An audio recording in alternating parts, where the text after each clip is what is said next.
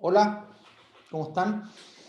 Bueno, hoy día es la última cápsula de la unidad 2 y vamos a discutir sobre, un poco vamos a revisitar las ideas que discutimos en la unidad 1 sobre independencia y probabilidad condicional, pero en el contexto donde tenemos variable aleatoria y queremos un poco hablar de la independencia entre variables aleatorias y calcular probabilidades condicionales cuando hay variables aleatorias involucradas. Ya eso es un resultado bien importante porque en particular el hecho de hablar de la probabilidad condicional de una variable aleatoria respecto a otra nos da también una manera de caracterizar la distribución conjunta en términos de una descomposición, que se conoce como la regla de la cadena, de cómo uno descompone la distribución conjunta en términos de marginales y probabilidades condicionales. Y eso tiene un montón de aplicaciones en inferencia bayesiana en particular, cuando uno quiere abordar problemas de estimación y detección, clasificación, que son temas que se van a discutir en cursos más avanzados de la carrera. Y es súper importante entonces tener la descripción de la idea de probabilidad condicional, esencialmente. ¿Cuál es la probabilidad de que una variable aleatoria tome un cierto valor condicionado a que otra variable aleatoria tome otro valor? ¿Ya? Y eso, como les digo, tiene muchas aplicaciones en inferencia estadística, ¿ya? Así que esto que vamos a ver hoy día es instrumental para lo que se va a ver en cursos más avanzados y en particular para lo que van a ver en las siguientes unidades del curso, ¿ya? Así que ese es el foco de la cápsula hoy día, con la cual vamos a cerrar la unidad 2. Es básicamente discutir de independencia, probabilidad condicional y ver algunos resultados que se derivan de la introducción de estos conceptos, ¿ya? Y vamos a cerrar al final con mirar la distribución conjunta de un vector gaussiano 2D, que tiene una descomposición súper elegante y también es importante mirar ese caso porque también va a tener implicancias prácticas cuando uno pues, aborde problemas en la ingeniería que involucren distribuciones gaussianas, ¿ya? Muy bien, entonces ese es el foco de la cápsula hoy día. Así que vamos a los detalles ahora. Bueno, entonces como les dije, vamos a hablar de probabilidad condicional e independencia. En esto es una cápsula tiene bastantes contenidos, va a ser un poquito más larga que las cápsulas habituales porque quiero dar un cierre a la unidad 2, ¿ya? Y no quiero dejar cosas pendientes. Y al mismo tiempo porque hay harta notación, hay hartas definiciones algebraicas, así que yo sé que esta va a ser una cápsula un poquito más densa que las tradicionales. Pero voy a ir un poco más rápido también porque esto se construye sobre lo que ya hemos desarrollado a lo largo de todo el curso, o sea, sobre las nociones de independencia, probabilidad condicional que ya introdujimos en la unidad 1, sobre las definiciones de las distribuciones inducidas por variable aleatoria, cosas que hemos ya hablado. Entonces, de alguna manera, eso me permite avanzar un poquito más y no detenerme tanto en los detalles, ¿ya? Eso no quiere decir que la cápsula no sea relativamente compleja, porque hay hartas definiciones, hay hartos conceptos, así que de seguro esto les va a tomar un tiempo madurarlo bien y los invito a, si es que necesitan verlo varias veces, que lo vean, porque es un contenido súper importante. Ya. Entonces, eso es como un preámbulo de la forma, las cosas que vamos a estar discutiendo y el nivel de profundidad con el cual vamos a estar viendo las cosas, hay bastante notación y bastantes cosas, como van a ver. Entonces partimos con lo básico. Tenemos un par de variables aleatorias, X e Y, con lo que está presentado acá. La notación convencional, el mismo espacio de probabilidad madre a los reales, ¿ya?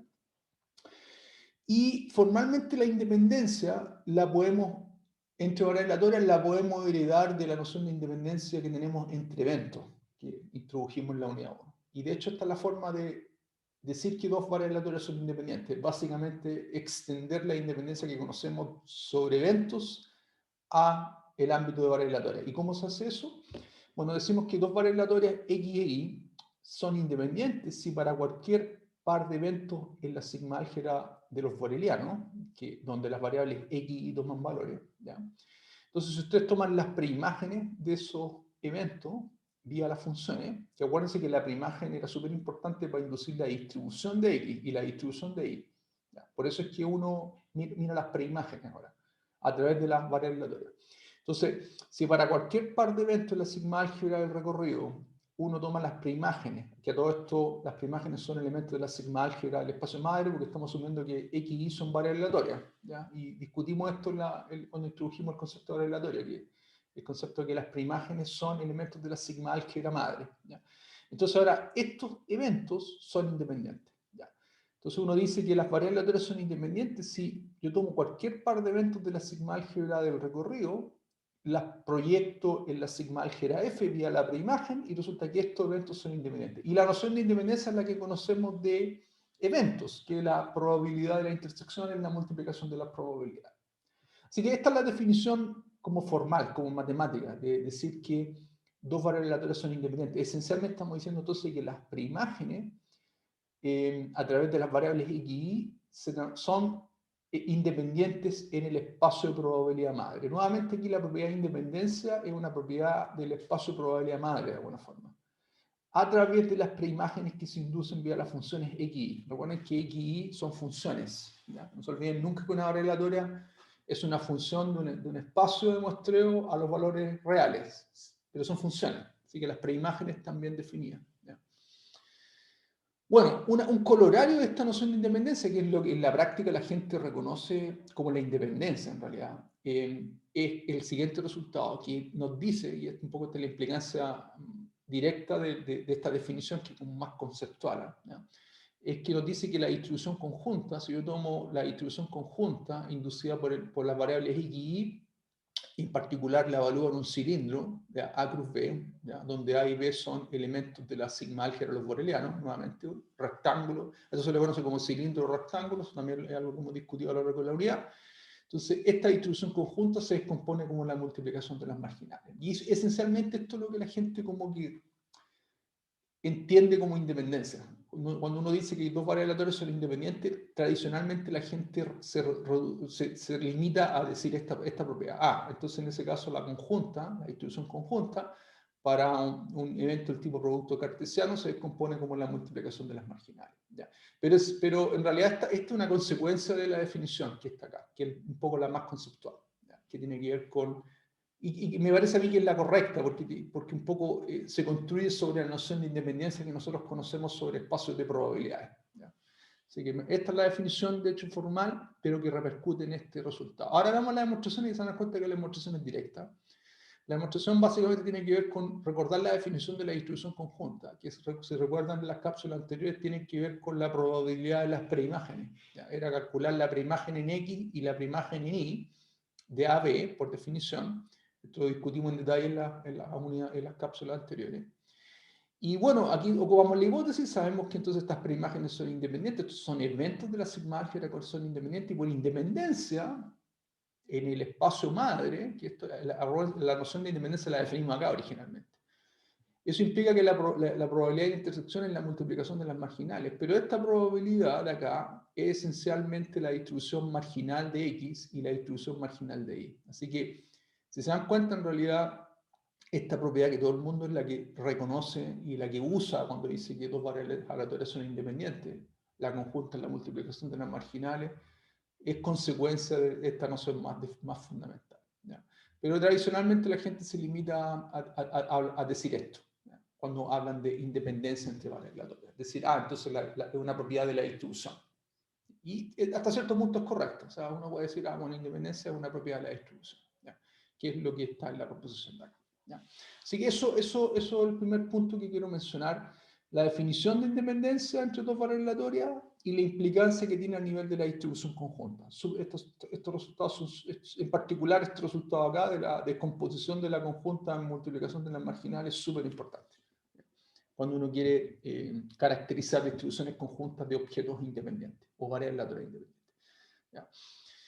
Bueno, esta noción se puede extender, aquí la partí definiendo para dos variables aleatorias, pero en un principio puede extenderlo para una cantidad de variables aleatorias arbitraria. Yo puedo decir que cada variable aleatoria son independientes si para cualquier colección de rectángulos o elementos de la sigma álgebra, disculpen, intervalo, las preimágenes son independientes, independientes en el sentido que introdujimos cuando teníamos una colección de eventos independientes. Recuérdense que cuando introdujimos la independencia hablamos de la independencia de un par de eventos y después de una colección de eventos. Así que en ese sentido son independientes. Y entonces, esta es la definición más general de cuando tengo K variable aleatoria independiente, esencialmente pedir que todas las posibles preimágenes entre sí sean eventos independientes en la sigma álgebra madre. Y eso también tiene como implicancia directa la demostración análoga a lo que mostramos para dos variables aleatorias, así que no la voy a hacer, se lo dejo a ustedes como propuesto, pero ustedes pueden verificar que en el caso cuando tenemos K variables aleatorias independientes, utilizando esta definición, uno recupera que la distribución conjunta sobre un cilindro o sobre un rectángulo, que es básicamente el producto cartesiano de K intervalos de los reales, se descompone como la multiplicación de las marginales, ¿ya? Y la demostración es equivalente a lo que está acá, solamente se extiende para el caso de K variables aleatorias, pero es esencialmente lo mismo porque descansa en la independencia, que de hecho nosotros la definimos para dos eventos, dos conjuntos o una colección de eventos. Así que se van a dar cuenta que esencialmente es lo mismo. ¿Ya? Así que eso es la independencia. Uno puede verla desde un punto de vista más conceptual, como les dije, vía las preimágenes, o la puede ver desde el punto de vista de la distribución, ¿ya? De dos variables aleatorias. ¿Ya? La distribución se descompone como la multiplicación de las marginales. Y esencialmente esta es la cosa que se reconoce más y se usa más cuando uno quiere modelar o trabajar sobre problemas que son independientes. Es decir, entonces lo que sé del problema es que la conjunta es la multiplicación de las marginales. Esencialmente a eso se reduce el punto de vista práctico, desde el punto de vista del cálculo de probabilidades y la resolución de problemas. ¿Ya? Muy bien. Bueno, ahora vamos a ver implicancias o colorarios, si quieren, de esta definición más general en casos específicos. ¿Qué pasa si tengo x y dos variables aleatorias discretas? Dijimos que las variables aleatorias discretas son aquellas que su distribución conjunta se induce vía una función de probabilidad de masa. Eso lo discutimos también en las cápsulas anteriores. Para eso lo que discutimos es que la distribución conjunta del par XY tiene un soporte finito numerable, ¿ya? Y en ese soporte uno define una función de probabilidad de masa, que es una función que va en este caso de R2 a R más unión el 0, y la probabilidad sobre cualquier elemento de la sigma álgebra R2, básicamente estamos viendo eventos en el par XY, ¿ya? Estamos mirando la probabilidad, acuérdense que la distribución conjunta entre XY es una probabilidad en R a la 2, ¿ya? Porque tengo dos variables, ¿ya? Entonces, esencialmente tomo cualquier evento de la sigma álgebra de R a la 2. En el caso de una distribución discreta, dijimos en la cápsula anterior que esencialmente se reduce a la suma de A inter B, donde A es el soporte de la función de probabilidad de masa, inter B, donde B el evento donde estoy calculando probabilidad, y la suma de la función de probabilidad de masa. Eso es lo que discutimos en el caso discreto. ¿Ya?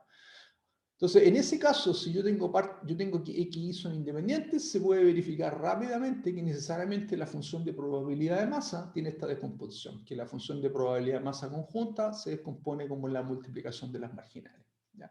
Y nosotros discutimos en las cápsulas anteriores que a partir de la conjunta, vía marginalización, uno puede obtener la marginal, la función de probabilidad de masa marginal de x y la función de probabilidad de masa marginal de y. ¿Ya? Y vimos cómo se hacía ese cómputo. O sea, pero lo interesante es que este resultado me dice que si es que las variables aleatorias son independientes, esencialmente la función de probabilidad masa la que también tiene esta estructura de que la conjunta es la multiplicación de las marginales. O sea, la estructura que tenemos a nivel de la distribución se extiende a la función de probabilidad masa cuando el vector xy conjunto, el vector xy conjunto es discreto, o sea, cuando está equipado con una función de probabilidad de masa.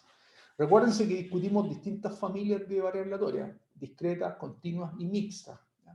Así que aquí estamos mirando específicamente el caso discreto y la implicancia que tiene en el caso discreto asumir que x y son independientes. Ahora, ¿cómo se demuestra esto? En realidad, darse cuenta que es un colorario directo de esta propiedad cuando ustedes consideran A y B los singletons. Si consideran un singleton en A y un singleton en B, la probabilidad de volar sobre un singleton y ese par de singletons está en el soporte de la distribución es esencialmente la función de probabilidad de masa por definición. Y aquí hacen lo mismo en un singleton y les queda la función de probabilidad de masas marginales. ¿ya? Y hay que recordar también la relación que hay entre la función de probabilidad de masa conjunta y la función de probabilidad de masa marginal. Cómo a partir de la conjunta uno obtiene la marginal y de eso uno desprende esta propiedad acá. Así que eso se lo dejo a ustedes para que lo verifiquen, pero son dos líneas de demostración, así que es más o menos directo, considerando que la función de probabilidad de masa para el caso discreto es esencialmente la probabilidad conjunta evaluada en un singular. Eso hay que mantener, tienen que recordarlo.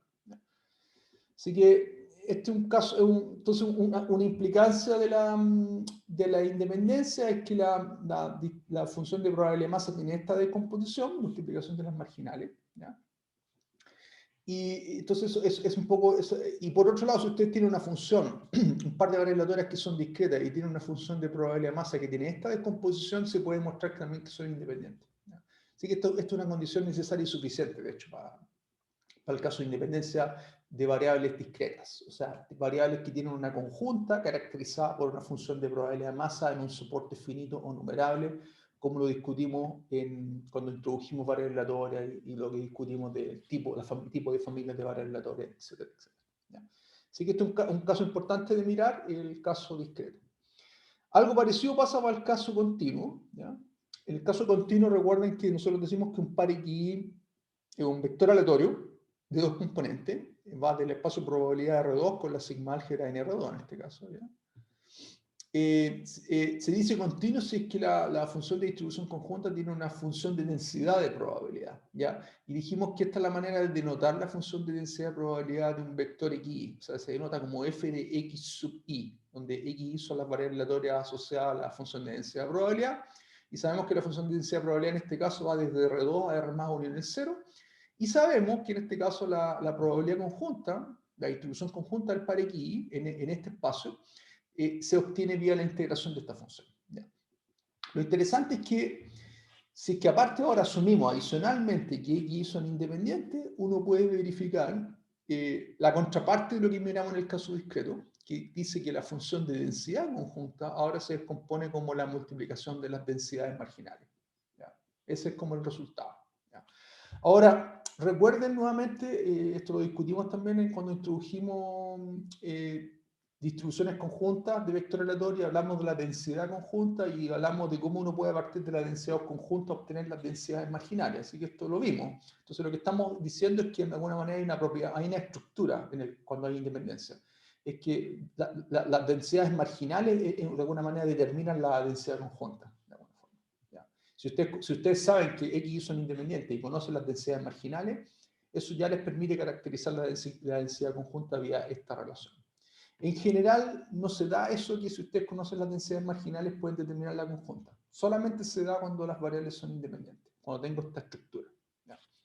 Y se dan cuenta que es como la contraparte de lo que tenemos cuando tenemos variables discretas, donde tenemos que la función de probabilidad de masa conjunta se descompone como la multiplicación de las marginales. Y tradicionalmente esto es lo que ustedes utilizan en la práctica, cuando les dicen, tengo dos variables aleatorias independientes. Reduce en la mayoría de los casos a caracterizar ya sea la probabilidad de masa conjunta de esta forma, para el caso discreto, o la función de densidad conjunta de esta forma para el caso continuo. Es como los dos grandes ámbitos donde uno podría querer imponer la hipótesis de independencia entre variables aleatorias, y esta es la manera en que esa hipótesis repercute a nivel de la estructura del problema, a nivel de la función de probabilidad de masa conjunta y a nivel de la función de densidad conjunta en el caso continuo y el caso discreto respectivamente. Ahora, ¿cómo se verifica esto? Nuevamente se verifica mirando la propiedad más general, porque tenemos esta es la propiedad general. La probabilidad conjunta de dos eventos del tipo A cruz B se descompone como la multiplicación de las marginales. Entonces, uno debería recuperar, podría poder obtener esta estructura de este resultado, que es el resultado basal. Esto es lo que nos dice de manera más general cuando dos variables son independientes. ¿Ya? Entonces, esencialmente la manera de mostrar esto es vía este resultado, que es un colorario de la independencia, que es considerar lo que se conoce como la función de distribución acumulada de un par xi, que es como la extensión de la función de distribución acumulada que vimos para el caso 1D, ¿ya? Que miramos el semi-intervalo menos infinito x, pero aquí miramos el intervalo menos infinito x, producto cartesiano menos infinito y. ¿ya? Y a esto también se le conoce como la función de distribución acumulada, en este caso el vector X. ¿Ya? ¿Se dan cuenta? Es como la extensión natural de la función de distribución acumulada de una variable aleatoria que estudiamos en bastante detalle en alguna de las cápsulas anteriores. ¿Ya? Y también se denota como f de xy y tiene dos argumentos en este caso, porque de alguna manera tengo que caracterizar un conjunto que en R2, pues, básicamente, y este el rectángulo menos infinito x menos infinito y, el que define la función de distribución conjunta acumulada. ¿Ya? Esa es la forma de llamarlo. Bueno, si uno utiliza esto, y en particular estos son eventos del tipo A cruz B, obtenemos que esto es lo mismo que la probabilidad de que X pertenezca a este intervalo y intersección Y pertenece a este intervalo. Esto es por definición de cómo se define la distribución conjunta vía la probabilidad madre y las preimágenes. Esto es lo mismo que las preimágenes de las intersecciones. Esto lo discutimos con bastante detalle cuando hablamos de la distribución conjunta de vector aleatorio. Y aquí es donde uno impone la hipótesis de independencia, porque en particular estos son elementos de la sigma álgebra de los borelianos en el recorrido de las funciones, así que en particular, como X y Y son independientes, la probabilidad de intersección es la multiplicación de las probabilidades, pero esto me recupera la función de distribución acumulada de X y esta es la función de distribución acumulada de Y. ¿Ya? Ahora, si uno reemplaza esto por sus respectivas integrales, porque en realidad fíjense que aquí estoy f de x y esencialmente la distribución conjunta evaluada acá, así que yo puedo reemplazar la integral acá. Decir, mira, entonces esto es la integral de la función de densidad conjunta, entonces tenemos por el lado derecho que la integral de la densidad conjunta es igual a las integrales de las densidades marginales, ¿ya? Y vía esa relación y vía recordar que si ustedes derivan la distribución, la función de distribución acumulada para el caso continuo, recuperan la densidad, uno llega a obtener la relación que está acá arriba. Que necesariamente entonces la densidad conjunta, que es la que estaría en el lado derecho de la ecuación, tiene que corresponder a la multiplicación de las marginales f de x y f de y. ¿Ya? Entonces la demostración de esta propiedad hace uso de esta propiedad en la cual la función de distribución conjunta acumulada se descompone como la multiplicación de las funciones de distribución acumulada marginales, y recordar que básicamente para el caso continuo, vía diferenciación, ustedes pueden recuperar la densidad a partir de las funciones de distribución, y de esa manera entonces llegan a la relación que está acá. ¿Ya? Les estoy contando cómo se deriva este resultado acá, vía este resultado. Aquí esencialmente este resultado es un colorario de asumir que X son independientes. ¿Ya? Así que eso es lo que les voy a comentar del caso continuo, y esta es un poco la manera de verificar o demostrar este resultado que está acá, respecto a las densidades conjuntas. ¿Ya? Entonces, en resumen, independencia a nivel de vector aleatorio a nivel general se plantea así, a nivel de eventos, y en el caso si ahora uno específicamente mira el caso discreto, eso implica una estructura a nivel de la función de probabilidad de masa. La función de probabilidad de masa conjunta es la multiplicación de las marginales. Y si miramos el caso continuo, tenemos la misma implicancia. La densidad conjunta es la multiplicación de las densidades marginales. Y eso es, de alguna manera. Entonces uno puede, un poco la matemática que estamos viendo acá nos permite reducir la independencia a mirar ya sea la distribución, la función la función de probabilidad de masa conjunta y verificar esta estructura, o la función de densidad conjunta y verificar esta estructura, dependiendo si uno está mirando un caso continuo o discreto. ¿Ya? Uno podría eventualmente también considerar el caso mixto, donde X es continua y Y es discreta, y eso ahí lo invito a mirar ese caso, pero también es el mismo principio. La probabilidad conjunta es la multiplicación de las marginales, y en ese caso va a tener una componente con una densidad y otra componente con una función de probabilidad de masa. ¿Ya? Pero eso no lo hice acá, pero se puede también derivar del mismo tipo de argumentos que lo que estamos presentando acá para el caso discreto y para el caso continuo. ¿Ya?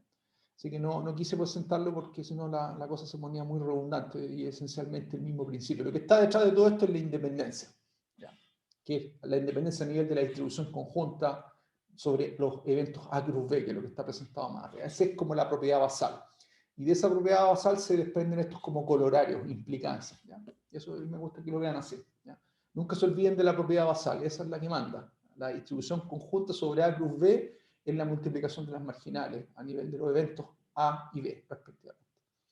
Muy bien, entonces eso es independencia. ¿Ya?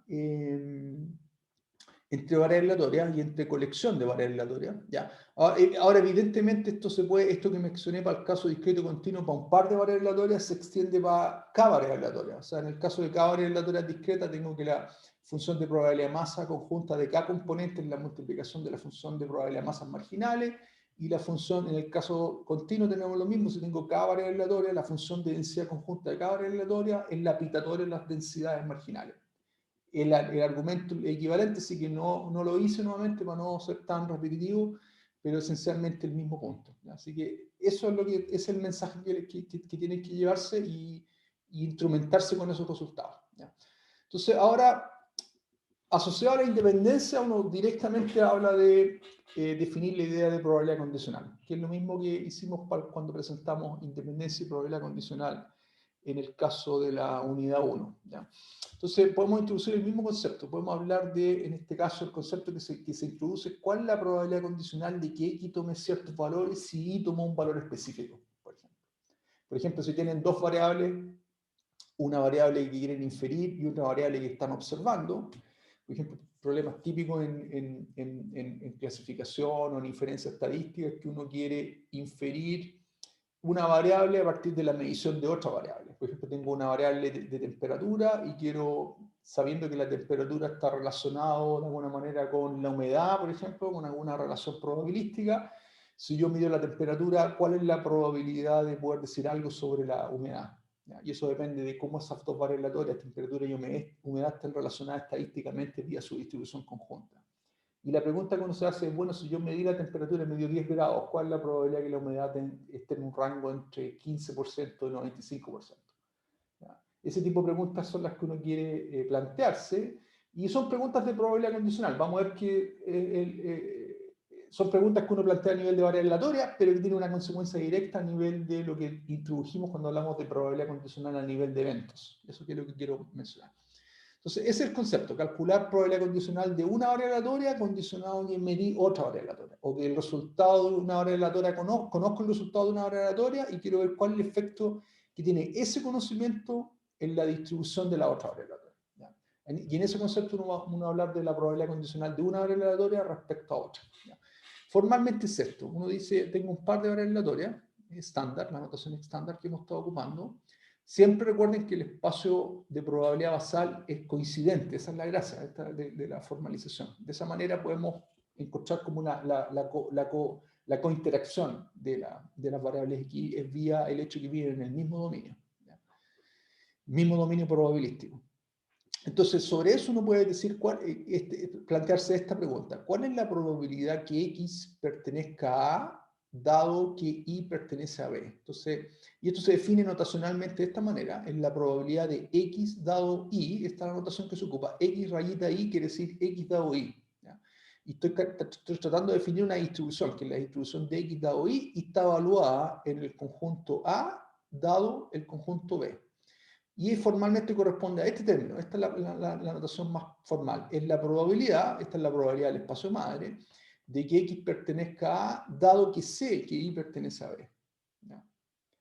Ahora, fíjense que una vez que uno lo plantea así, en realidad esta es la definición estándar que vimos de probabilidad sobre eventos, porque decir que X pertenezca a A es esencialmente tomar la preimagen de la A en el espacio madre. O sea, es la probabilidad condicional de la preimagen de A, dado que sé que Y tomó el valor B, o sea que dado que el experimento tomó valores en I a la menos 1 de B.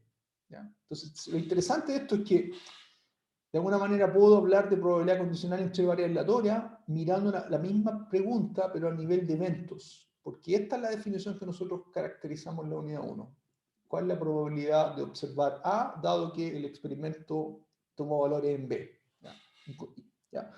Entonces, lo interesante es que entonces ahora puedo extender esa pregunta a variables aleatorias vía las preimágenes. Entonces puedo hacer la siguiente pregunta: ¿cuál es la probabilidad de que X pertenezca a A dado que Y pertenece a B? Esencialmente es la probabilidad condicional de X a la menos 1 de A dado Y a la menos 1 de B. Esa es la forma de bajar la pregunta a nivel de variable aleatoria a una pregunta a nivel de los eventos del espacio de probabilidad madre, donde ahí está la esencia de la incertidumbre y del módulo probabilístico.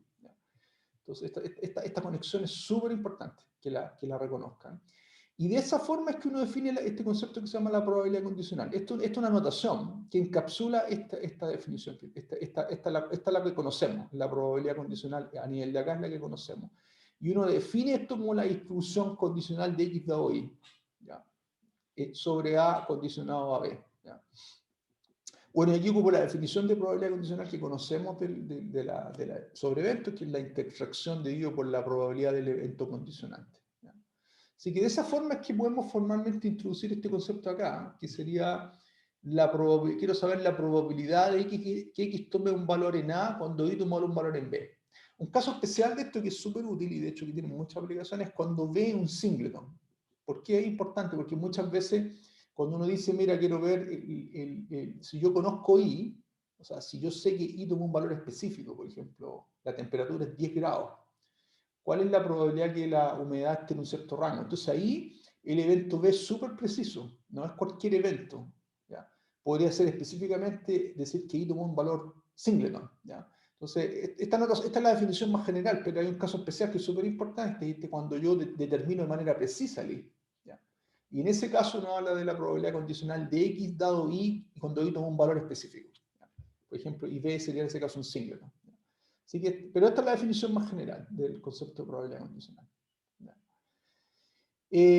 Bueno, y nuevamente, una vez que uno define esto, la idea de probabilidad condicional, uno puede, de la misma, un poco todas las propiedades que nosotros conocemos de la probabilidad condicional que discutimos en la unidad 1 se heredan a este objeto acá, en particular, fijado el B, si ustedes fijan el B, este objeto acá es una función de probabilidad en los reales con la sigma álgebra de los borelianos, ¿ya? Porque de alguna manera nosotros demostramos o discutimos que la probabilidad condicional es una medida de probabilidad o una probabilidad bien definida. Entonces, en particular, esta es una probabilidad bien definida acá, en este espacio, que es el espacio de los reales, ¿ya?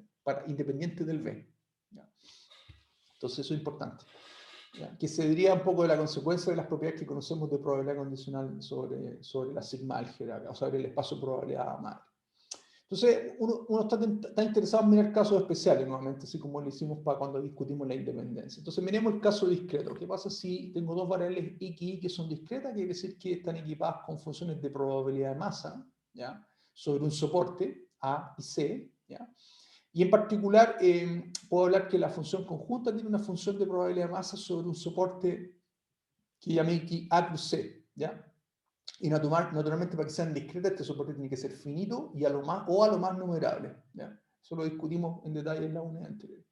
Entonces, en ese caso, uno está interesado en este evento que les discutí anteriormente. ¿Qué pasa si yo, asumiendo el caso discreto, qué pasa si yo estoy interesado en calcular la probabilidad condicional de X dado Y, pero cuando Y toma un valor específico? ¿Ya? O sea, Y es igual a un Y chico. Y el I chico naturalmente es un elemento del soporte de la distribución para que tenga sentido, ¿no? O sea, un lugar donde la variable I tiene probabilidad mayor que 0. ¿Ya? Un poco, acuérdense que el soporte de las distribuciones son los puntos en el espacio donde estas probabilidades son mayores que 0. ¿Ya? ¿Ya? Este es el soporte de X, este es el soporte de Y, y este es el soporte del objeto conjunto. ¿Ya? Entonces, en ese caso, uno puede demostrar que la función, esto es una probabilidad, como les dije, que es la probabilidad de X dado Y cuando Y toma un valor específico, y yo puedo hablar en cualquier evento de la sigma álgebra de los borelianos, pero en particular, uno puede demostrar que esta probabilidad se puede escribir como la sumatoria sobre los elementos del conjunto de una función que actúa como una función de probabilidad de masa inducida. ¿Ya? ¿Ya? Donde esta función de probabilidad de masa inducida tiene la siguiente forma, se escribe de la siguiente forma, y de hecho se conoce como la función de probabilidad de masa condicional.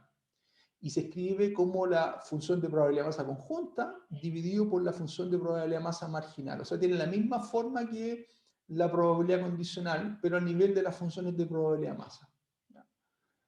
¿Ya? Así que este caso es bien interesante porque, y de hecho, la demostración de esto es simple. Fíjense que si uno utiliza la definición de este objeto acá, básicamente es la probabilidad de A cruz el singleton dividido por la probabilidad del singleton.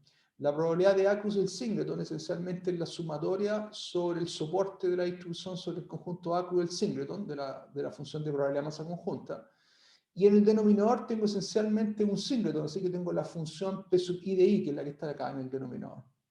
Así que en realidad se van a dar cuenta rápidamente que el único término relevante en la sumatoria es la sumatoria sobre el primer argumento, porque el segundo argumento es un singleton.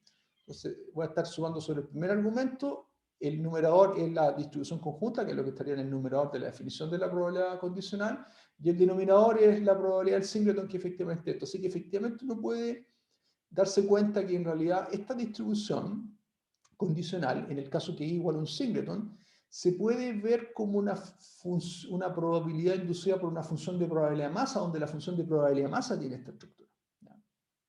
Que es la estructura que uno esperaría tener, la conjunta dividido por la marginal, ¿ya? Y la derivación es directa de la definición de probabilidad condicional que está acá arriba, ¿ya? Considerando que estamos considerando un singleton como el elemento B, el B es un singleton, y en ese caso entonces uno llega a esta estructura, y lo interesante es que es un resultado interesante porque te dice que cuando ustedes condicionan a un fenómeno discreto como este, a un valor específico de I, lo que están haciendo es transformar la distribución marginal, que era esta, que era la función de probabilidad de masa marginal de X, en una función de probabilidad de masa conjunta, que es distinta, que está dada por esta formulita de acá, que es la conjunta dividido por la marginal de las funciones de probabilidad de masa. Así que esto de hecho nos da un resultado súper interesante, porque en particular nos permite definir el concepto de la función de probabilidad de masa condicional. Esta es la manera de definir este concepto. Es la conjunta, la función de probabilidad de masa conjunta, dividido por la marginal, ¿ya? Y esto tradicionalmente la gente le llama función de probabilidad de masa condicional, en el caso discreto, ¿ya? Ahora, en el caso más general, cuando aquí miramos el caso donde el evento condicionante era un singleton, o sea, estamos diciendo, mira, el valor y toma un valor específico, preciso, pero en el caso más general, cuando estamos en el caso discreto y tengo un B arbitrario, lo que uno hace esencialmente es tomar la definición, pues la probabilidad conjunta digo por la probabilidad marginal, ¿ya? Fíjense que lo que está aquí, esta es la distribución conjunta de XY evaluado en A cruz B, porque esa es la manera en que definimos la distribución conjunta de un par de eventos, de un par de vectores aleatorios. Así que uno lo puede escribir así, o lo puede escribir como la escribí acá yo, como la distribución conjunta de A cruz B. De hecho, esta definición es equivalente a este objeto que está acá, ¿ya? Por definición de la distribución conjunta. Así que estoy reescribiendo esta relación de acá, ¿ya? Que dije, la probabilidad condicional es básicamente este término dividido este término es la distribución conjunta evaluada en A cruz B, y esta es la distribución marginal evaluada en B, por definición de cómo se definieron las distribuciones inducidas en el recorrido a partir de la probabilidad del espacio madre. Así que tengo esto. Y aquí ocupo la definición, pues entonces la sumatoria sobre A cruz B, asumiendo en este caso que A cruz B está en el soporte de la distribución, ¿ya? Si no, habría que interceptarlo con el soporte, ¿ya? Pero estamos asumiendo eso. De hecho, aquí está, para todo A en el soporte, para todo B en el soporte, entonces estamos asumiendo eso. Entonces aquí me da la sumatoria de la función de probabilidad de masa conjunta, digo por la sumatoria de la función de probabilidad de masa marginal. Aquí estoy ocupando la fórmula estándar y utilizando el hecho que yo sé que las distribuciones son discretas, entonces tanto la conjunta como la marginal se obtienen a partir de la función de probabilidad de masa conjunta y la función de probabilidad de masa marginal, respectivamente. Y fíjense que en realidad la ecuación 6 es el caso más general de la ecuación 5 o de la ecuación 4, porque en particular de esta ecuación, cuando veo un singleton, aquí en el denominador van a tener la probabilidad del singleton, de I, y si esta la enchufan en el término de arriba, les va a quedar la definición de lo que definimos aquí como la función de probabilidad de masa condicional, que es lo que está en la expresión de la ecuación 4, xx4. ¿Ya? La sumatoria en I desaparece porque en realidad esto es un singleton, estoy evaluando entonces la conjunta en ese valor específico y solamente me queda la sumatoria en A, que es lo que está acá, por este término acá, que es precisamente la conjunta, digo, por la marginal que definimos como la función de probabilidad de masa condicional. Así que, si se dan cuenta, en realidad la expresión que está en xx6 es la expresión más general cuando ves cualquier evento, y en el caso especial cuando ves un singleton, o sea, estoy especificando el valor de i de manera precisa, esta expresión de la ecuación xx6 coincide con la expresión de xx4 cuando uno define este término como la función de probabilidad de masa condicional al valor i específico, ¿ya? Tiene un apellido también, porque está asociado al valor i, ¿ya? Específico que tomó el i grande, ¿ya? Muy bien.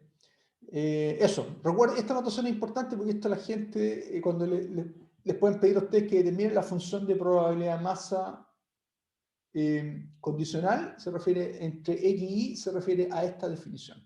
¿Ya? Se refiere a calcular el cociente entre la función de probabilidad de masa conjunta dividido por la marginal. Así que esto lo vamos a ocupar de aquí para adelante. Cuando queramos decir, voy a caracterizar la función de probabilidad de masa condicional, nos vamos a estar refiriendo a este término aquí. ¿Ya? Para el caso continuo ocurre un resultado equivalente. ¿Ya?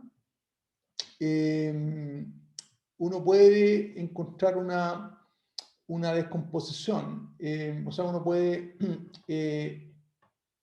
obtener un resultado equivalente o parecido al que mostramos en el caso discreto. O sea, en el caso continuo tenemos un par de variatorias que están caracterizadas por una función de densidad conjunta y ¿ya? Sabemos que vía marginalización podemos tener Fx y Fi, que son un poco las distribuciones marginales de X y Y, entonces lo discutimos con bastante detalle en las cápsulas anteriores. Y por ende, vía este conocimiento, si conocemos la densidad conjunta y las densidades marginales, podemos calcular las probabilidades vía integración. Entonces, con eso vamos a poder utilizar, en este contexto continuo, vamos a poder utilizar de manera explícita eso. Y cuando calculemos la probabilidad condicional de A dado B, en este caso continuo, esta es la definición formal, se puede escribir así, como el cociente entre la conjunta y las marginales, pero la conjunta yo sé que es la integración en X y Y de la función de densidad conjunta y la marginal yo sé que es la integración de la marginal. Esto lo discutimos cuando hablamos de el caso continuo de vector aleatorio y discutimos la distribución conjunta y discutimos la relación que tiene la distribución conjunta con las marginales y cómo uno, a partir de la densidad conjunta, puede obtener las densidades marginales. Esto lo discutimos en detalle, así que los invito a revisitar esa parte de los contenidos si se lo olvidó, porque un poco aquí estamos haciendo uso de esas propiedades para obtener la función de probabilidad de masa condicional en el caso continuo. Esencialmente se escribe de esta forma. ¿Ya? Ahora, al igual que en el caso discreto, uno está tentado a abordar el caso especial, donde en realidad el I está completamente determinado y toma un valor específico, un I específico. El problema en el caso continuo de mirar este objeto es que el evento, la probabilidad de I, o sea, la probabilidad que I toma un valor singleton es cero. Eso lo discutimos. Discutimos que las variatorias continuas que están equipadas con una densidad, la probabilidad sobre los singletons es cero. Así que en realidad este objeto es un poquito complicado al punto técnico y uno tiene que tratar de abordar esa pregunta como un límite de probabilidades. ¿Ya?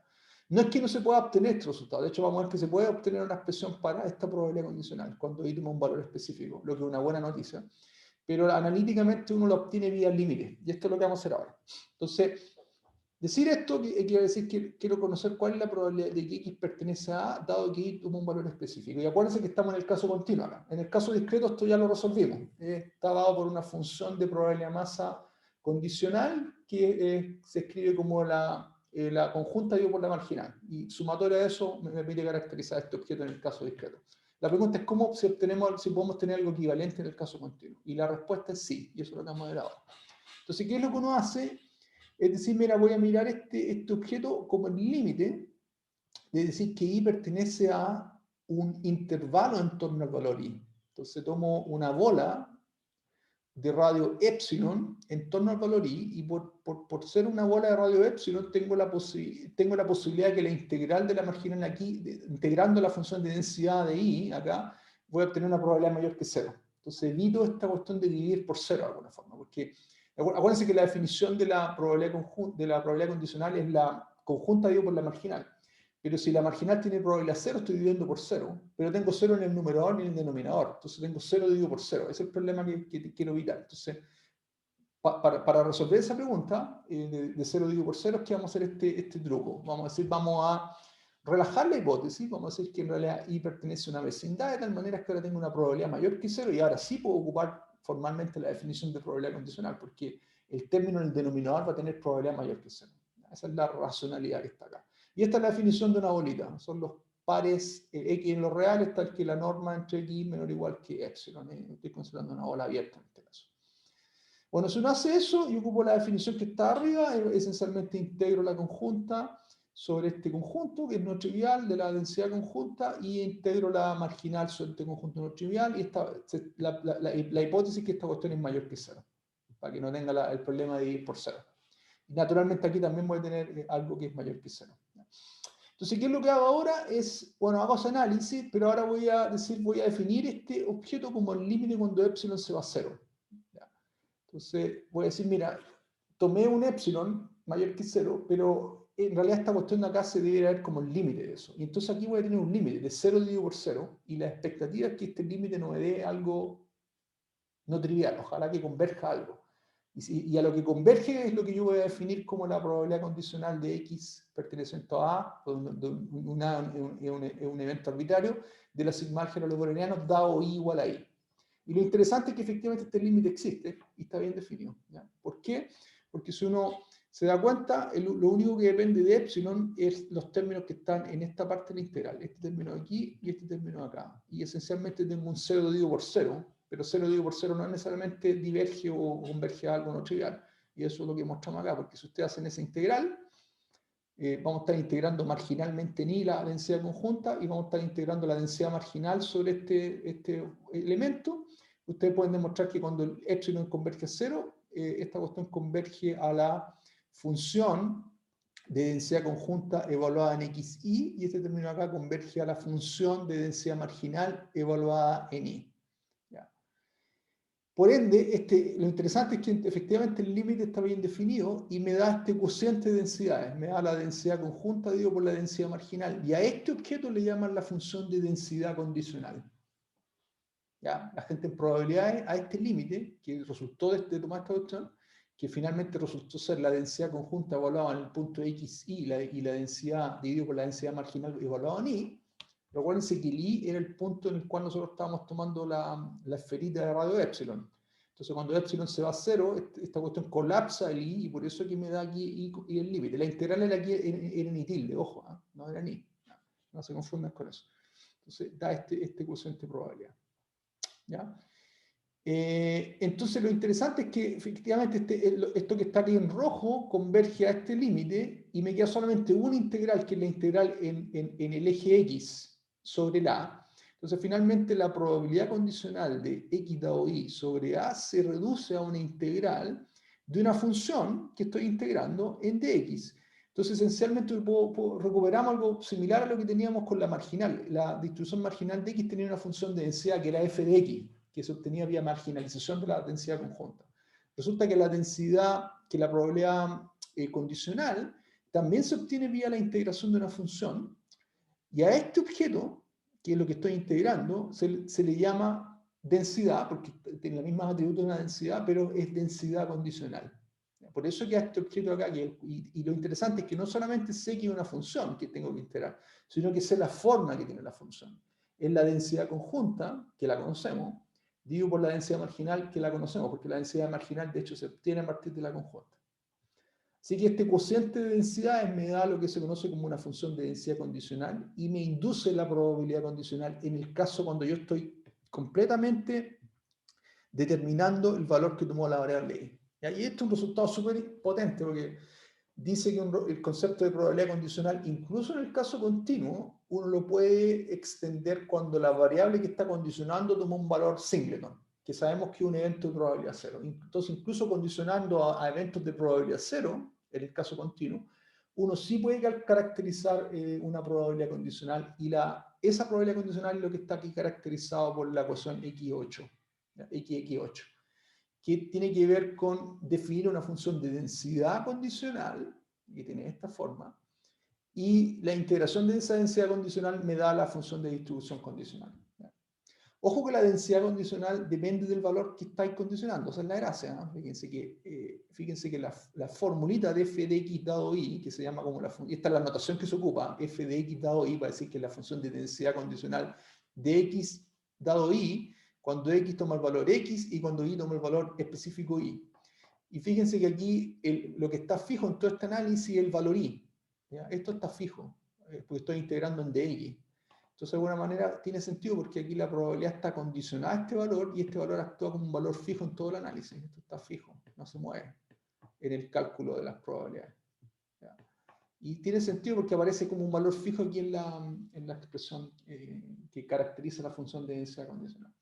Ahora, si uno ve la expresión misma, es equivalente a la que caracterizamos para el caso discreto. En el caso discreto, la única diferencia es que teníamos la función de probabilidad de masa, pero fíjense que es lo mismo. La función de probabilidad de masa condicional al valor i es la probabilidad conjunta, función de probabilidad conjunta, digo, por la función de probabilidad marginal evaluada en el i, donde el i está fijo, tanto en el numerador como en el denominador. Lo mismo tenemos acá, pero a nivel de densidades. Uno puede decir que la distribución se obtiene vía la integración de una densidad, donde la densidad se obtiene y se define como el cociente entre la densidad conjunta y la densidad marginal, donde el i está fijo. El valor que está condicionando aquí está fijo en el análisis. Así que yo creo que eso es súper importante que lo recuerden, porque estas formulitas son clave cuando les piden a ustedes que sean capaces de caracterizar ya sea probabilidades condicionales en el caso discreto o funciones de densidad condicional en el caso continuo, que es un poco lo que vimos acá. Y estas son las formulitas que ustedes tienen que saber. Si estoy mirando el caso continuo, tengo que definir la función de densidad condicional, que se obtiene de esta forma, y si estoy mirando el caso discreto, tengo que definir la función de probabilidad condicional que la que presentamos en las páginas más arriba y que tiene la misma estructura. ¿Ya? Así que en realidad, técnicamente es súper fácil de acordarse de estas expresiones, pero lo importante es saber de dónde vienen, que es lo que un poco derivamos ahora. ¿Ya? Muy bien. Entonces, dicho eso, hay un par de colorarios importantes. Entonces, ¿qué es lo que hicimos? Partimos hablando de independencia y después introdujimos el concepto de probabilidad condicional. Naturalmente, ahora uno está tentado a decir, bueno, ¿qué pasa cuando X son independientes? ¿Qué pasa con la probabilidad condicional? Bueno, recuperamos lo que sabíamos de la unidad anterior, que si X e Y son variables aleatorias independientes, entonces la probabilidad condicional de X dado Y, independientes si son discretas o continuas. Esta es la definición basal. ¿Ya? Es la densidad conjunta, digo, por disculpen, la distribución conjunta evaluada por la probabilidad marginal. Entonces, si uno ocupa eso y ocupa que son independientes, que independiente quiere decir que la probabilidad conjunta es la multiplicación de las marginales, directo de la definición, se recupera que entonces que la probabilidad condicional de X dado Y, independiente del B, me da la marginal de A, de X, y la probabilidad de Y dado Y, que esto es recíproco, es para los dos lados, de B dado A, me da la marginal en Y. ¿Ya? Y esto viene de esta propiedad acá que la discutimos, que dijimos que independencia repercute en decir que la distribución sobre este tipo de cilindro rectángulo de la distribución conjunta se genera como la multiplicación de las marginales. ¿Ya? Así que directamente de esta propiedad de descomposición, utilizando la definición de probabilidad condicional, van a recuperar esto con colorario directo. Esto es súper importante porque de alguna manera está heredando lo que nosotros habíamos visto en el caso de eventos independientes, pero ahora está a nivel de variables independientes. Si yo tengo dos variables independientes, entonces la temperatura y la humedad son independientes, el hecho de que yo conozca la temperatura no afecta las estadísticas de la probabilidad que yo observo en la humedad, y viceversa, ¿ya? Si son independientes. Y eso se repercute y viene directamente de esta propiedad, de que la distribución conjunta es la multiplicación de las marginales y la definición de la probabilidad condicional que está acá arriba, que presentamos acá arriba, que es esta expresión que está acá. Viene directo de eso. Así que es súper importante este resultado. O sea, independencia implica que las probabilidades condicionales no nos afectan de alguna forma. Son las probabilidades marginales las que uno mira. Pero de manera más importante tengo esta propiedad que es la distribución conjunta se descompone como la multiplicación de las marginales. Muy bien, entonces eso es una implicancia de lo que vimos, ¿ya? Mezclando los conceptos de independencia y probabilidad condicional, tenemos este resultado. Otra implicancia súper importante de las definiciones de probabilidad condicional es como una extensión de este resultado aquí, que uno dice que la conjunta se puede obtener vía multiplicación de las marginales. Hay una descomposición que es más general de la conjunta. Y esa descomposición más general tiene que ver con descomponer la conjunta como multiplicación de marginales. ¿Ya? Eso es lo que vamos a ver ahora, y esa regla se le conoce como la regla de la cadena, ¿ya? También le llaman como la regla bayesiana, y se ocupa harto en inferencia bayesiana, de hecho, ¿ya? Esencialmente la idea es descomponer la distribución conjunta de un vector de varias componentes en marginales y probabilidades condicionales, ¿ya? Y lo interesante es que hay una forma de generar esa descomposición, y es lo que vamos a ver ahora. Entonces, este es el setting del problema. Si tenemos un conjunto de horas aleatorias finita, x1, x2 hasta xk, ¿ya? Arbitraria, no estoy aquí poniéndole ningún apellido, no son ni discretas ni continuas, son generales, ¿ya? Con distribución conjunta, conocemos la distribución conjunta y sabemos cómo se induce esa distribución conjunta. Eso es lo que discutimos en las cápsulas anteriores. Entonces, si uno toma un cilindro arbitrario en el espacio conjunto, esto también es lo que introdujimos cuando definimos la distribución conjunta de un conjunto de aleatoria, esta es la manera en la cual la presentamos. Lo interesante es que la distribución conjunta sobre un cilindro ofrece una descomposición, ¿ya? Y la descomposición es la siguiente. Uno puede decir, mira, pesco la conjunta, la escribo como la marginal de la primera variable, de la variable x1 evaluada en b sub 1, ¿ya? Multiplicado por la probabilidad condicional de x2 hasta xk, dado x1, evaluada en b2 hasta b sub k, producto cartesiano, dado b1. ¿Ya?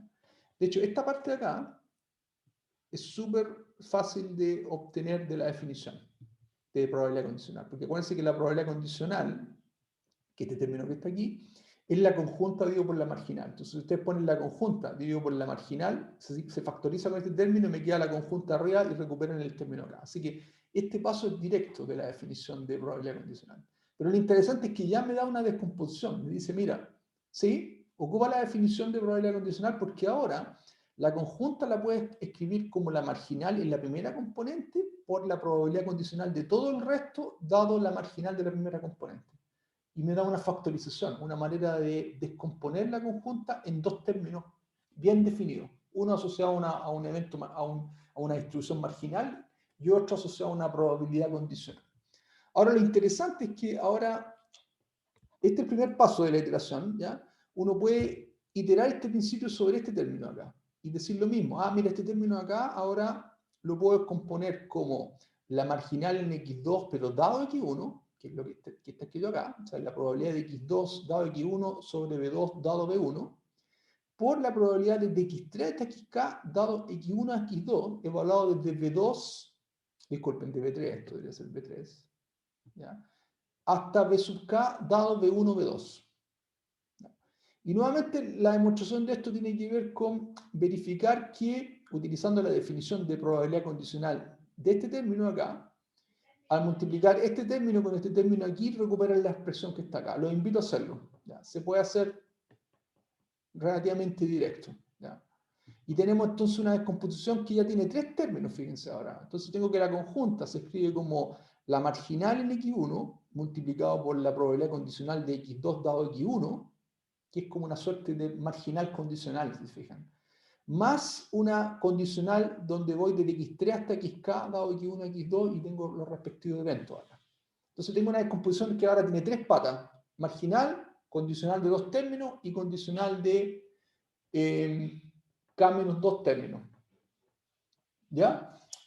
Y esto que usted lo puedo iterar, este principio inductivamente, y llegar a la expresión que está acá, que es la que estoy resumiendo aquí, que dice que en realidad al final del día, si uno itera esta cuestión hasta llegar hasta el último paso de iteración, uno puede escribir la distribución conjunta como la marginal, multiplicado por la marginal en x1, multiplicado por la probabilidad condicional de x2 dado x1, con su respectivo evento, multiplicado por la probabilidad condicional de x3 dado x1 x2. Fíjense la lógica de esta cuestión. A medida que voy avanzando, voy agregando más condicionamiento. Voy haciendo como más complejo a la probabilidad. Después viene la probabilidad de x4 dado x1, x2, x3, hasta el último término, hacer la probabilidad del último término, xk, dado x1 hasta xk-1 con sus respectivos eventos. Tiene que haber consistencia. El x1 está asociado a b1, el x2 está asociado a b2, y por tanto si condiciona x1, entonces x1 tiene que pertenecer a b1. Lo mismo acá, x3 pertenece a b3, x1 pertenece a b1 y x2 pertenece a b2. Hay una consistencia, ¿ya? Que viene de esta inducción, de este proceso iterativo que les dije, que uno puede empezar a iterarlo hasta llegar hasta... Y esta es la descomposición final. Ahora, a esta descomposición de la conjunta, de alguna manera lo que estoy diciendo es que la conjunta tiene una descomposición en varios términos, que involucran marginales y probabilidades condicionales de distinto orden. Fíjense que esto es una probabilidad condicional que tiene un condicionante, se conoce como probabilidad condicional de orden 1. Esta es una probabilidad condicional que tiene dos condicionantes, por tanto se conoce como una probabilidad condicional de orden 2, porque hay dos variables que están condicionando. El cuarto término es una probabilidad condicional que está siendo condicionada por tres términos. Entonces, esto es una probabilidad condicional de orden 3. Hasta el último término, que tengo la última variable condicionada a todas las variables previas, ¿ya? Y este entonces tiene orden k-1. Tiene k-1 variables que están condicionando la definición de esta probabilidad, ¿ya? Entonces, de alguna manera es interesante porque me da una manera de descomponer la conjunta utilizando la definición de probabilidad condicional. En realidad aquí no hay ninguna magia. Lo que estamos haciendo es literalmente ocupar la definición de la probabilidad condicional que está cargada. Y utilizándola de manera recursiva, esta definición que está aquí. Pucha, me perdí. ¿Dónde está? Acá, esta definición de acá. Que la probabilidad condicional es esencialmente la conjunta dividido por la marginal. Si uno la utiliza iterativamente, efectivamente recupera este resultado que está acá y que se conoce como la regla de la cadena de la distribución conjunta. ¿Ya? Muy bien, entonces ese es el resultado súper importante, se ocupa muchísimo en inferencia bayesiana, para hacer inferencia, para descomponer la conjunta en términos más simples de alguna forma. ¿Ya? Así que la van a ver después en los siguientes cursos, la van a ver citada y referenciada de forma bastante recurrente, en particular cuando vean problemas de inferencia estadística, donde uno trabaja esencialmente con probabilidades condicionales para hacer inferencia. ¿Ya? Bueno, la demostración, si es que quieren hacer la demostración formal, aquí un poco les mostré la manera de inducir iterativamente, les dije el principio que hay detrás para inducir, que es por definición, pero si uno quiera, si yo les presentara, demuéstrenme que la distribución conjunta tiene esta descomposición, uno lo puede mostrar por inducción y se lo puedo dejar como propuesto, ¿ya? ¿Cómo se demuestra por inducción? Bueno, consideren el caso k igual a 2, cuando tengo dos variables, y demuestren para el caso k igual a 2 que se tiene la propiedad, que es trivial, si se puede, porque para el caso k igual a 2 es directo de la definición de probabilidad condicional. ¿Ya? Así que esto es súper directo. Es utilizar la definición de probabilidad condicional y van a llegar que la distribución conjunta es la marginal en x1 por la probabilidad de x2 dado x1. Es directo de la definición, así que es trivial, pero háganlo. Y después uno asume que la expresión es válida para k-1, y la idea es que vía esa hipótesis sean capaces de verificar esta expresión para el caso más general k. O sea, la idea es demostrar, el paso inductivo sería poder demostrar esta expresión, esta descomposición para k variables, asumiendo que saben que la descomposición es válida para k-1 variables y naturalmente utilizando la definición de probabilidad condicional para llegar a hacer una iteración y después utilizar la hipótesis de alguna forma. Ya, es directo, igual, ¿no? Así que los invito a hacerlo porque este resultado es tan importante que yo creo que tienen que mostrarlo. Si no, siempre no van a... se pueden memorizarlo si quieren, pero la memoria es débil y en general es bueno ser capaz de demostrarlo porque de esa manera es más fácil también memorizarlo. Se ocupa un montón, así que... Y la anotación, como vieron, no es la mejor, así que es bien engorroso. Entonces, si no lo demuestran y se lo aprenden de memoria, me da la impresión de que en realidad nunca van a llegar a entenderlo en profundidad. Yo creo que al menos una vez tienen que ser capaces de demostrarlo y de esa manera se van a convencer y van a poder recordar de mejor forma la regla mnemotécnica que me da esta descomposición. Muy bien. Entonces hay varios casos especiales que uno también podría mirar de la regla de la cadena. Naturalmente está el caso discreto y el caso continuo. En el caso discreto no voy a entrar en tantos detalles, pero sería un corolario directo de la descomposición más general que es válida por cualquier evento, considerar los singletons sobre el soporte de la distribución conjunta. Y en ese caso van a recuperar la siguiente fórmula, que la densidad, la función de probabilidad masa conjunta, se descompone como la función de probabilidad masa marginal por las funciones de probabilidad masas condicionales. Entonces recuerden que la función de probabilidad masa condicional es la que definimos más arriba. Es la conjunta digo por la marginal. ¿Ya? Así que, de hecho, efectivamente, de la definición de esta propiedad más general que es válida por cualquier evento, si ustedes la particularizan en un singleton, ¿ya? Van a poder en particular recuperar que la función de probabilidad masa, que es una función que tiene cada componente, ofrece esta descomposición. ¿Ya? Se descompone como la marginal, multiplicada por las funciones de probabilidad masas condicionales en ese orden, en el mismo orden que aparece en la regla de la cadena. No voy a replicarlo porque la notación es la misma, pero esencialmente el mismo principio. Y esto es un corolario directo de la regla de la cadena para la función de distribución. Otro caso importante, que también es una consecuencia de la regla de la cadena, es el caso continuo, donde tengo k variables continuas equipadas con una función de densidad conjunta. Esta es la manera en la cual denotamos la densidad conjunta de k variables, va de Rk a los reales en el 0. Y en este caso uno también tiene una regla de la cadena para la densidad que se desprende de la regla de la cadena para la función de distribución, y que dice básicamente lo siguiente, que la densidad conjunta se escribe como la densidad marginal por la familia de densidades condicionales en el mismo orden en el cual aparecen en la regla de la cadena.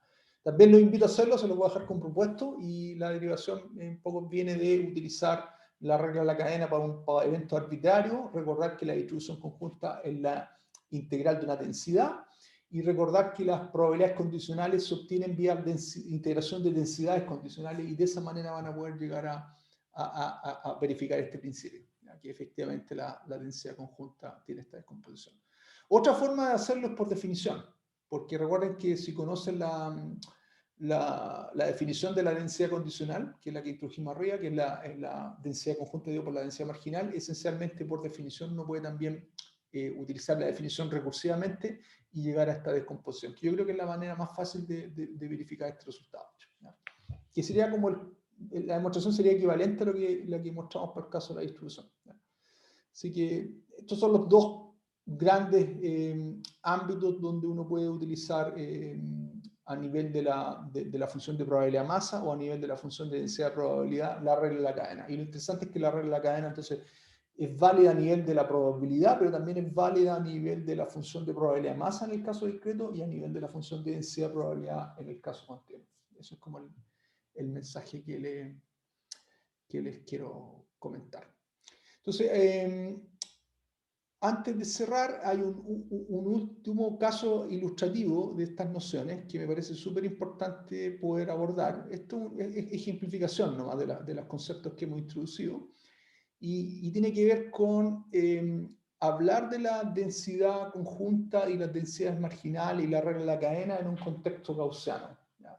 El caso gaussiano es súper importante porque tiene un montón de aplicaciones, y vamos a ver que también tiene una propiedad interesante, ¿ya? Que es la propiedad de que si ustedes tienen un vector gaussiano de dos variables, las densidades marginales de ese vector gaussiano son gaussianas, pero también las densidades condicionales son gaussianas. Y ese resultado, que no es trivial, ¿eh? Es decir, que si ustedes tienen un vector gaussiano que es conjuntamente gaussiano, que es lo que vamos a mostrar acá, si ahora ustedes calculan la probabilidad condicional y ven la densidad asociada a esa probabilidad condicional, esa densidad tiene una forma gaussiana, entonces la probabilidad condicional también es una normal, ¿ya?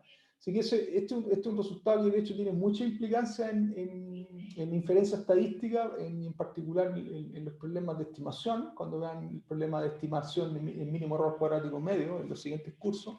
El caso gaussiano es súper importante, y esta propiedad en particular, es que esta propiedad que dice que si ustedes tienen un vector conjuntamente gaussiana, sus marginales son gaussianas, pero también las densidades condicionales son gaussianas, es central. Así que a lo que vamos a presentar aquí es como el tecnicismo de cómo se vería ese resultado, que es bien técnico, ¿no? O sea, no técnico, sino que tiene alta álgebra, no es difícil, pero tiene alta álgebra.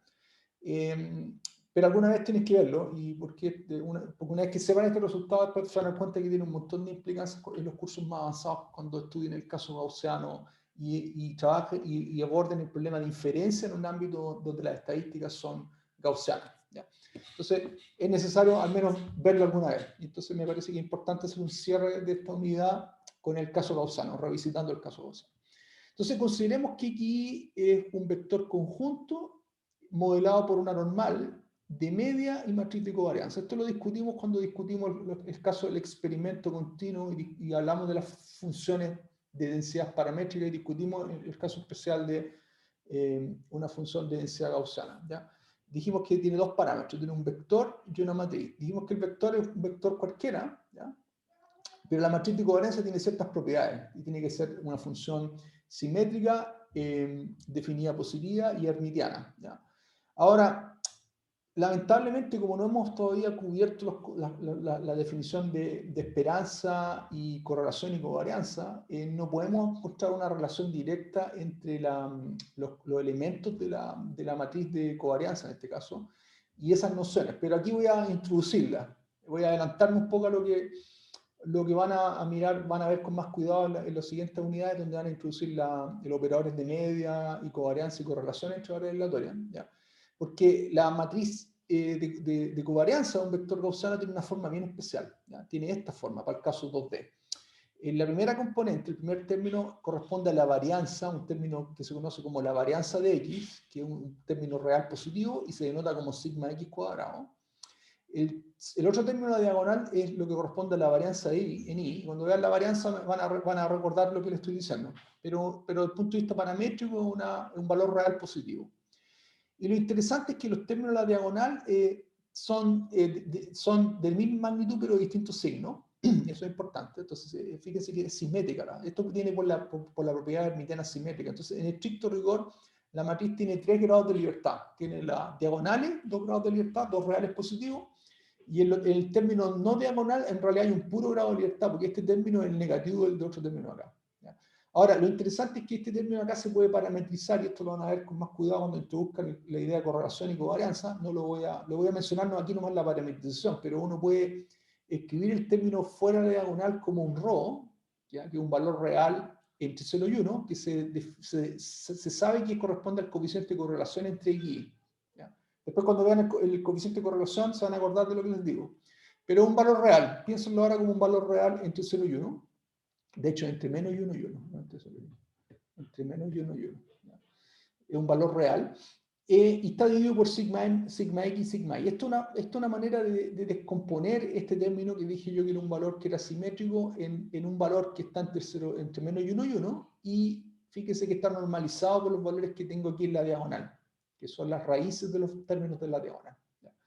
Entonces, lo interesante es que esta matriz hermitiana simétrica definida positiva se puede parametrizar de esta forma, siempre, como dos valores reales positivos en la diagonal, más un valor real en la no diagonal, donde en realidad ese valor real tiene un puro grado de libertad que una variable ρ que está entre menos y 1 y 1, porque siempre se va a escribir como un valor entre menos y 1 y 1 dividido por sigma x, sigma y. Uno siempre puede llegar a esa factorización. Ahora, ¿cómo uno llega a esta factorización? Es lo que después se va a ver en más cuidado cuando introduzcan formalmente la correlación y la covarianza entre variables aleatorias y se den cuenta que la matriz que está acá tiene que ver esencialmente con la matriz de covarianza de este vector X. ¿Ya? Y eso le estoy adelantando un poco lo que van a ver, pero a raíz de eso, que uno sabe que la covarianza de X, cuando corresponde precisamente al parámetro de la normal, es que uno puede llegar a esta manera de parametrizar la matriz. Pero por el momento solamente les pido que asuman que esta parametrización es correcta y donde tengo esencialmente 3 parámetros.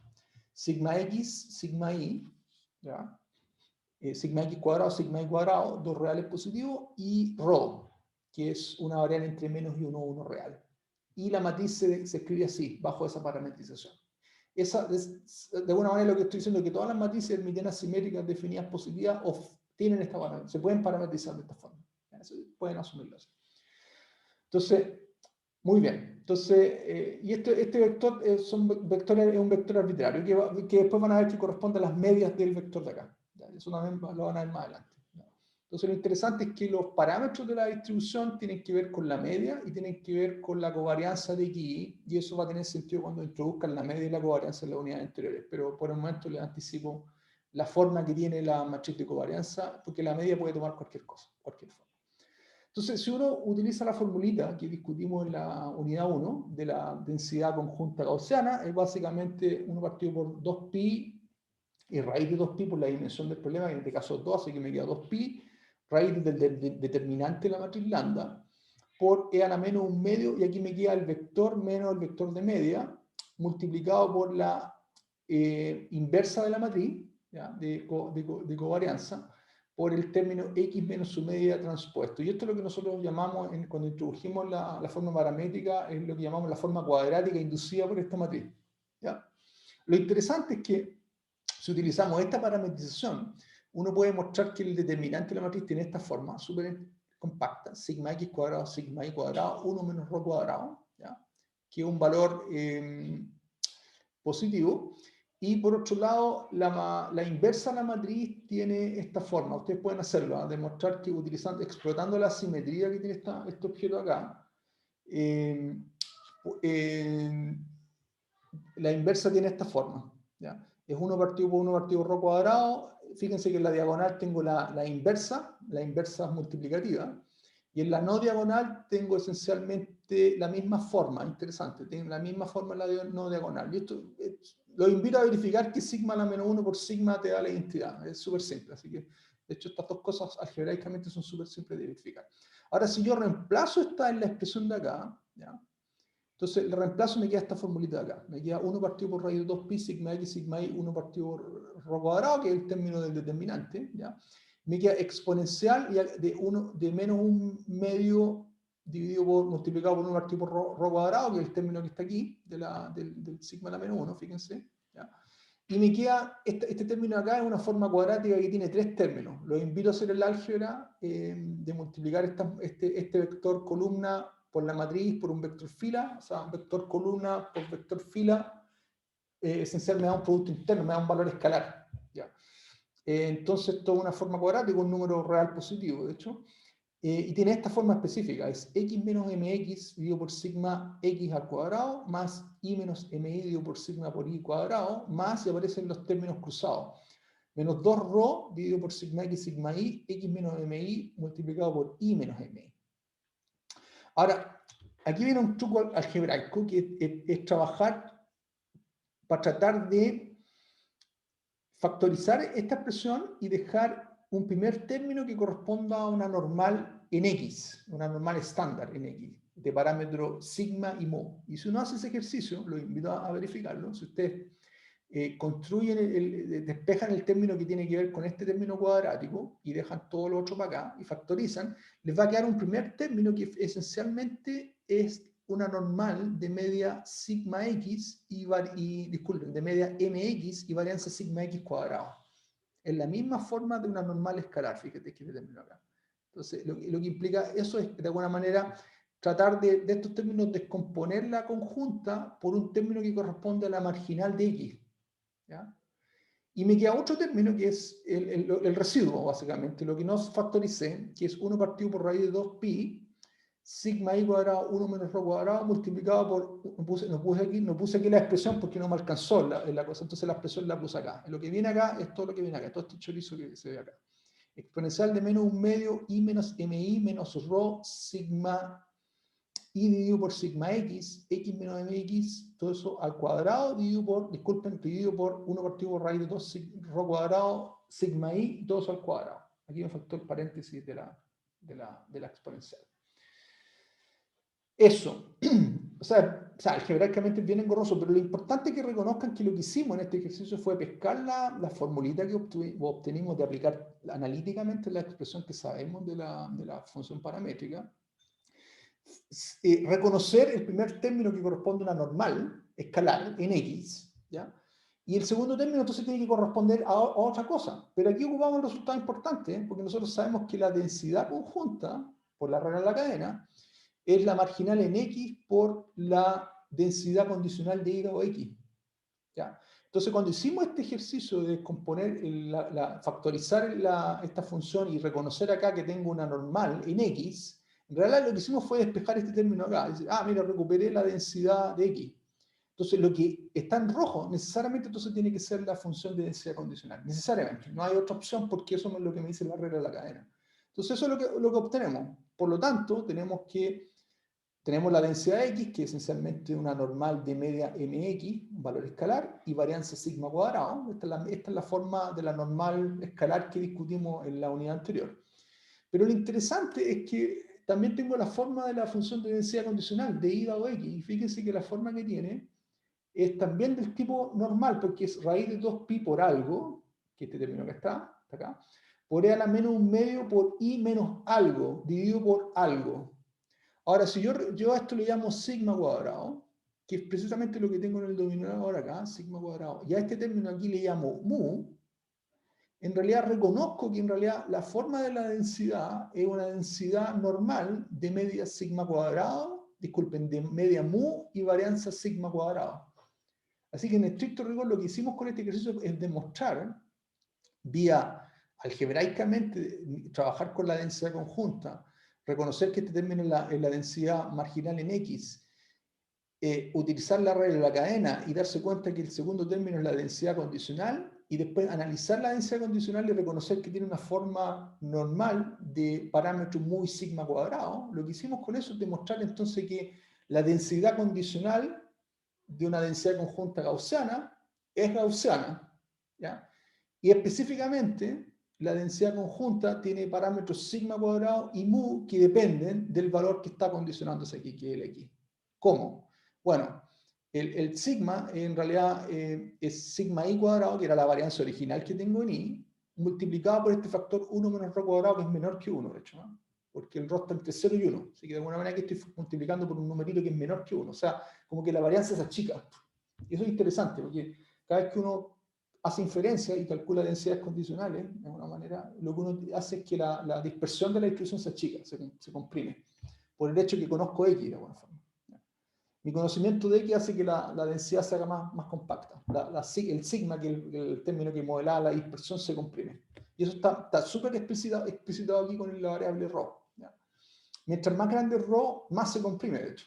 O sea, mientras más correlación hay entre las variables, más se va a comprimir. Es un resultado súper interesante. Pero lo interesante es que la forma de la densidad condicional es gaussiana. Y la media de eso es la media original, menos un factor que está acá, que un real, que depende de ρ, de la correlación, del cociente de las varianzas, y depende del x, de lo que mencionaba yo aquí. Acuérdense que la función de densidad condicional depende del valor específico que uno está condicionando, así que depende del x vía esta fórmula x menos mx. ¿Ya? Así que es súper interesante este resultado. Entonces la conclusión entonces es que cuando uno tiene una densidad conjunta gaussiana, la densidad marginal es gaussiana, ¿ya? Porque es la fórmula que recuperamos acá, de una normal de media mx sigma x, y también la densidad condicional es gaussiana. Es un resultado súper interesante que solamente ocurre en el caso gaussiano. Cuando tengo una densidad conjuntamente gaussiana, las marginales son gaussianas, pero también las densidades condicionales son gaussianas. ¿Ya? Lo único que tienen que tener cuidado es que en el caso de la densidad condicional, los parámetros de esa densidad son un poquito más engorrosos, ¿ya? Pero siguen siendo una normal. ¿Ya? Entonces eso es lo que estoy escribiendo acá. Por lo tanto, la función de densidad condicional es una normal de media mu y varianza sigma cuadrado, donde aquí están las expresiones de la media y la varianza. La varianza es más simple, de hecho. La media es un poquito más complicada. ¿Ya? Depende de x, la media, de todos los parámetros que caracterizan la matriz de covarianza y el vector de media. ¿Ya? Así que esa es un poco un gran colorario, una gran implicancia del análisis que mostramos acá para el caso gaussiano, es que cuando tengo un vector conjuntamente gaussiano, las densidades marginales son gaussianas, que es lo que vimos acá en esta decomposición, y también las densidades condicionales. Fíjense que lo que hicimos acá fue mirar el caso de la densidad de ida o x, pero si ustedes hacen el análisis recíproco, o sea, pescan esto y en vez de factorizar la densidad en x, factorizan la densidad, el término que depende en i menos m sub i cuadrado, sigma i, y construyen la densidad marginal en i, para obtener el término recíproco, y les va a dar el mismo resultado, que la densidad condicional, en ese caso de x dado i, va a ser una normal que va a tener parámetros muy sigma cuadrado dependiendo de todos los parámetros del problema. ¿Ya? Pero es un resultado súper importante y después van a darse cuenta los cursos más adelante que tiene un montón de implicancias. Bueno, con eso termino la unidad 2 y nos vemos en la próxima. Que estén bien.